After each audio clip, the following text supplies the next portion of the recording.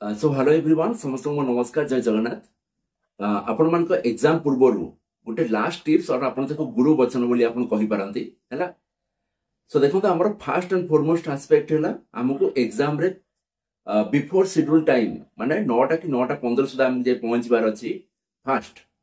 Then हमको जहा जहा सब आपण रिक्वायर्ड सब रहिला जेंति आपण आधार कार्ड पासपोर्ट फोटो दीटा हैला दीटा हमको ब्लैक बॉल पॉइंट पे हमको नेकी जिबार अछि ठीक अछि। देन आपण माने एग्जाम को देखिबे कि हमको 10 मिनिट आगु गोटे ओएमआर दिया हे गला। सो ओएमआर को देन मुताको भलो से ताको पूरा केयरफुली फिल अप करिवि कोन सी जगह जेंति आपण मानकर व्हाइट इनर जेंति न बाजे ठीक अछि। देन आपण आसीला देखंतु जदि कि जदि डाउट रहउछि आपण माने इन्विजिलेटर को पचारिबे हला। देन आपण देखिबे आपण को 5 मिनिट कि 3 मिनिट पूर्व आपण गोटे दिया हे गला आपण को क्वेश्चन पेपर ठीक। आपण से क्वेश्चन पेपर को ओपन करिवे तो आगो क्वेश्चन देखि दीबे कि मोर जो 150 क्वेश्चन मोर प्रॉपर्ली अछि कि नाही हैला। और देखिबे कि जति कि number of pages more eighty question ऊपर मेंशन अछि सेति किटा पेज मोर एटी अछि कि नाही बुझि पाले। देन मोर आछला एग्जाम पार्ट को एग्जाम पार्ट रे आपण माने समस्त निजर स्ट्रेंथ रे समस्त फोकस करंतु बुझि पाले। कहार स्ट्रेंथ हला मोर करंट अफेयर कहार स्ट्रेंथ हला कंप्यूटर कहार आपनकर डीआई कहार एरिथमेटिक पर देखो तो logical reasoning Amonkar favourite section होबा कथा नुह। देखिबे लॉजिकल रीजनिंग आपनकर जहां भी पढिबो गोटे पंचम श्रेणी छुआ को देले भी से कर दबो प्रोवाइडेड हम पाखे समय कम अछि तो देखिबे कि रीजनिंग रे हमको बेसी समय हमको स्पेयर करिवार नाही बुझि पाले कि नाही। सो देखिबे कि फास्ट हमको टोटल देखंतु समस्त को मु कहि देछि आगु कि कट ऑफ कार केते पाखा पाखी आसीबो। जदि आपण जदि डिप्लोमा डिग्री साइड जदि आपण बिलोंग करचंती अनरिजर्व कैटेगरी पई आपण गोटे 83 रु 87 पाखा पाखी नेबे हैला। देन देखिबे कि जदि आपण फर्स्ट मो डिप्लोमा डिग्री साइड पई आगो कहि देउछि जदि आपण जदि ओबीसी अछंती पाखा पाखी मोर 76 रु 80 पाखा पाखी गला। देन जदि मु एससी जदि अछि ताहाले मोर 70 रु 72 3 पाखा पाखी गला। जदि एसटी कैंडिडेट जदि अछन ताहाले 65 रु 68 अप्रॉक्स आपनकर जीव कटक।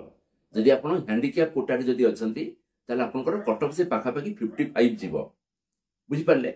सिमिलर मोर आईटीआई कैंडिडेट जदि अछंती ताले आपनकर 77 पाखा पाखी गला ऑन रिजर्व। सिमिलरली आपण 3 मार्क 4 मार्क लेखा आपण कमै कमै सब चालंतु बुझि पारले। जदि मु शेड्यूल टाइम रे जदि मु एतिकी नंबर ऑफ क्वेश्चन जदि अटेम्प्ट न करि पारछि ताहाले जाय कि आपण माने तुका मारंतु।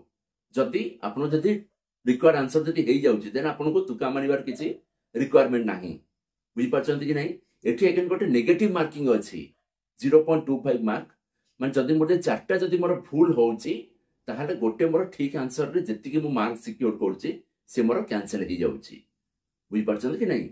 सो ए सब पैरामीटर को आपण माने फोकस करिवे एवं एग्जाम को जिबा पूर्व समस्त माँ बापा का आशीर्वाद नै कि जिबे सबुठ इंपोर्टेंट हैला। आउ तापर देखिबे कि गोटे शेष पॉइंट हैला हमको एग्जाम रे फोकस करंतु किंतु एग्जाम सरला परे कि बाहर आसी कहिबेन कि मो एग्जाम पूरा पढिया जाय छै उडे कि पूरा आसी छी कि के कहिबेन कि ए भारी घटिया गला बुझि पारछंती। सो प्रिपरेशन जेमती करछंती सेमती आपण कंटिन्यू करंतु। ऑलरेडी आपनकर फाइनेंस अप्रूव कर साइछि नेक्स्ट गोटे 380 पोस्ट पई हैला।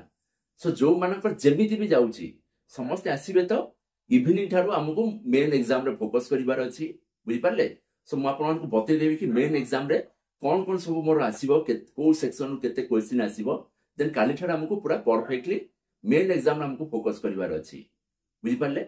सो प्रीलिम जेमिति भी जाओ एग्जाम मोर बाहरला पर कि जदि पचारिबो अरे बाबा परीक्षा केमती गला सिंपल कहबे कि आज्ञा ठीक ठाक जाइछि देखिबा रिजल्ट आसु बुझि पारले। कहा को हमको ओवर स्मार्ट कहबार नै जबरदस्त जाइछि कि भारी पूरा खराब जाइछि।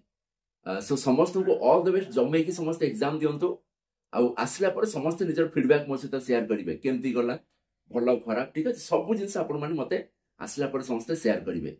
आउ किछि कहबार नै समस्त को ऑल द बेस्ट जय जगन्नाथ बढ़िया से आपण माने परीक्षा दियंतु। बाकी जो माने किछि भी पढि नांती जाउचंती से मानको बेस्ट ऑफ लक हैला। सो आसला पर समस्त मते फीडबैक शेयर करिवे। So thank you so much for watching this is B Mohan Kumar signing off जय जगन्नाथ थैंक यू एवरीवन।